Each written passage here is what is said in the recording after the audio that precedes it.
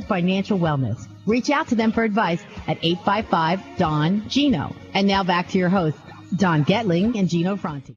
Well, we thank you for being the first three segments of the Don and Gino Real Estate and Finance Show, but we got the final segment coming up, so don't go away. You're going to love this stuff because we have Mr. Chris Ingram with Ingram Financial Solutions. He's been on our show many times. He's actually part of America's Professional Research Group. This is a group that we have put together after almost 6 years now of interviewing the top professionals in all of Santa Cruz. We're talking over 1,000 interviews on our YouTube channel. So go to donandgino.com.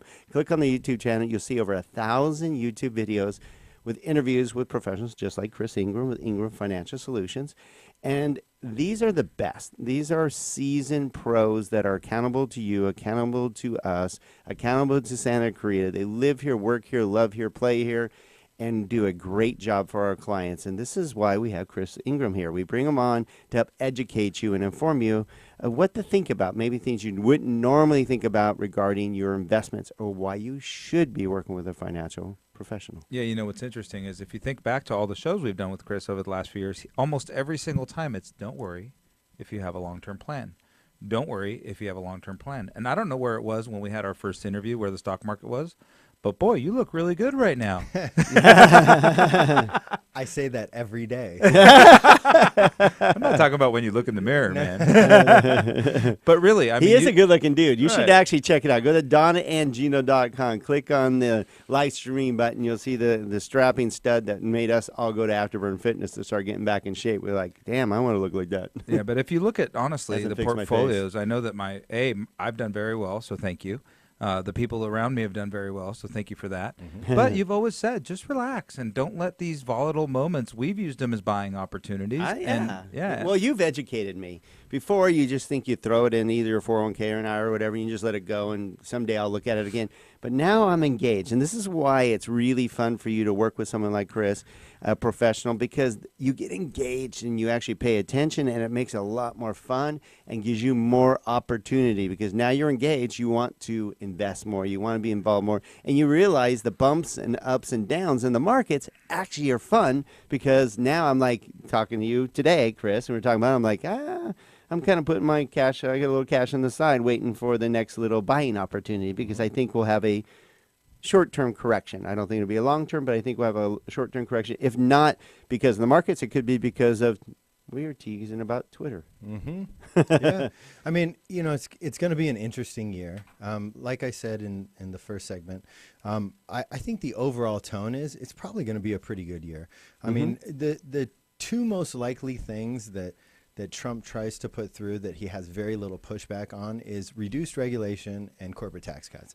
If he's successful getting those to go through, chances are we're going to see an immediate benefit to corporate earnings, and we're going to see some kind of a boost to the stock market going forward. So short term, if that may not work out long term. We hope it does. We hope it turns into more jobs, more consumer spending, better economy, Keeping more money all those here. fun things. Yeah.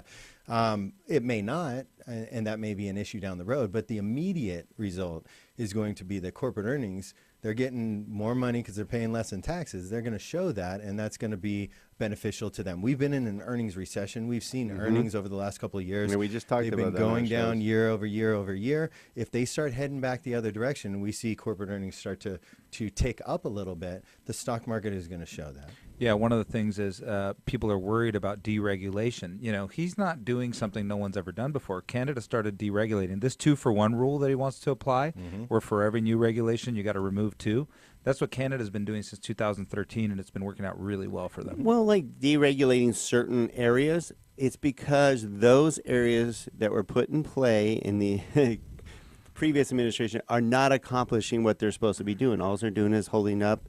They're costing you, the taxpayer. They're costing us because you got to have a ton of people to regulate something, and they're not accomplishing their goals. Right. I mean, if in our industry, Chris, Yes. if you talk, and I'm sure your industry is almost about to have a major event as well, unless this administration changes it.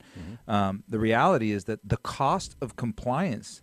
We used to have maybe 1 compliance person. We have 7 compliance people now at our company just to manage the compliance piece. It's probably worse than that. There's probably 30 people doing what 4 or 5 people used to do.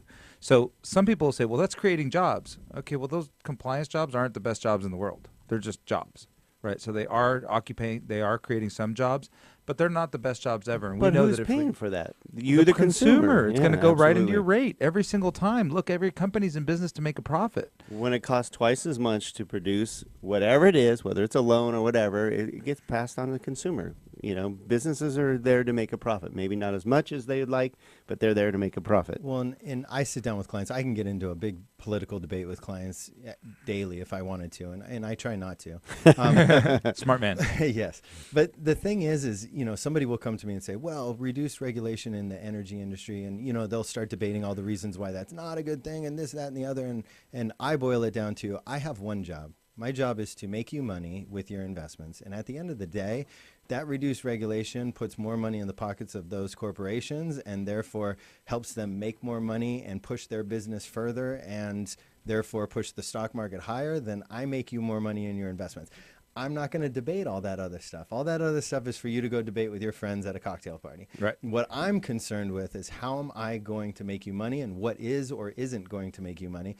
And reduced regulation is going to be beneficial for. I love. Wait, I love that. I want to help make you more money. That's all that matters. How can they get a hold of you, Chris? Yeah. On that note, Just hit my website. It's ingramfinancialsolutions.com. Has all the information about me and my business on there. All right. So real quick, I do want to touch on foreign affairs because this administration could definitely have some impact on trade and things that are happening politically. Foreign governments, you know, Iran's a reality, and China's a reality, and Mexico's a reality, Greece and again. trade agreements, and how does that impact your world? So I look at it like this: markets hate uncertainty, and what you just laid out was a whole bunch of uncertainty. We just don't know how this is all going to play out. So, from our perspective, you know, asset management wise, I took a stand towards the tail end of last year, and we reduced our exposure internationally.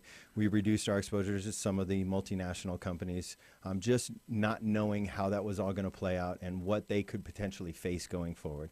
And we took some of that money and we took it to places like mid and small cap sectors, which is more domestically based business here in the U.S. So that's not all a bad thing. No, it's potentially a good thing for my clients if it plays out like it probably will.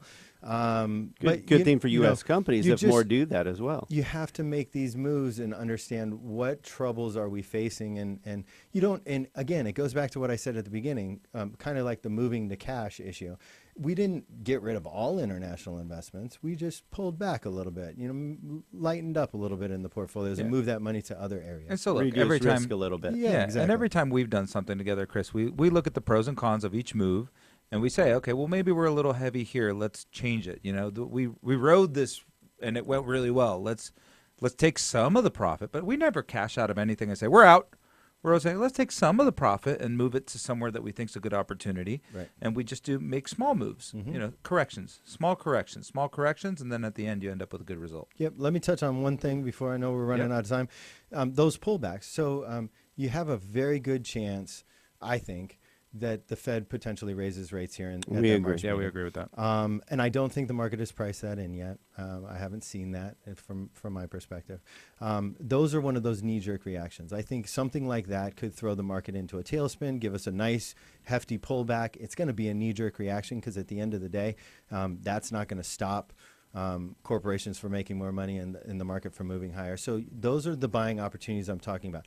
And we touched on Twitter. I mean, our president loves Twitter, and you know he could post something and put something out there one day that the media gets a hold of, and they just tear it apart, and the markets could react to it. That kind of knee-jerk reaction, what I'm looking at is buying opportunities this year. I don't look at them as detrimental, something that's going to be tragic, but great buying opportunities to add money to your portfolio and put money to work. So when Especially if you're someone's- working with a pro. Well, so I say when someone smart says something stupid, be ready for things to change. You know? Right. Exactly. So if you want to take advantage of the volatility in the market, and there's absolutely opportunities, make sure you reach out to Chris, or you just want somebody to really bounce off your portfolio. Maybe you already have one. Have Chris take a look at it. If you need one, have Chris help you build it. He's helping build ours. It's been great. It's been a lot of fun. You've helped us get engaged. We've done very well, by the way. Thank you. That's good. Yeah, thank you. Yes, good third-party validation. Yep. Reach out to Chris Ingram again at ingramfinancialsolutions.com. ingramfinancialsolutions.com. What's your phone number, Chris? I don't even know my phone number. Go to ingramfinancialsolutions.com. You can actually hit me at 661-255-9555. I'm an extension 116. All right, Chris Ingram of the Ingram Financial. Thanks a lot, Chris. And thank you for joining us every Saturday, 9 a.m. to 10 a.m. Find out more at donandgino.com. Check out nrecafe.com and APRGI.com, which is America's Professional Resource Group. But most importantly, this year, take action, do something. All right, you heard it right here. Have a great weekend.